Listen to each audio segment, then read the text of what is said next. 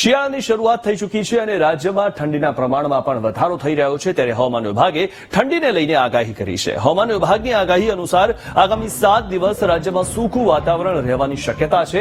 સાથે આગામી 3 દિવસ વાતાવરણમાં 2 થી 4 ડિગ્રીનો ઘટાડો થવાની સંભાવના છે, જેને લઈને ઠંડીના પ્રમાણમાં વધારો થશે.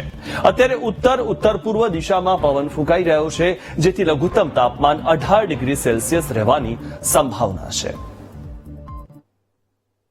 आने वाले अगले 7 दिन तक मौसम शुष्क रहेगा और जो तापमान में ज़्यादातर 2 से 4 डिग्री सेंटीग्रेड डाउन होने का चांसेस है अगले 3 दिन तक, और उसके आगे नो लार्ज चेंज में जाएगा.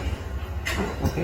और जो हवा का दिशा है अभी उत्तर और उत्तर पूर्व दिशा में हवा का दिशा है, और जो लघुत्तम तापमान रिकॉर्ड हुआ है अहमदाबाद में 17.9 डिग्री सेंटीग्रेड, जो कि कल से -1.1 डिग्री डाउन हुआ है और नॉर्मल से लेकिन अभी भी 2.7 डिग्री ऊपर है.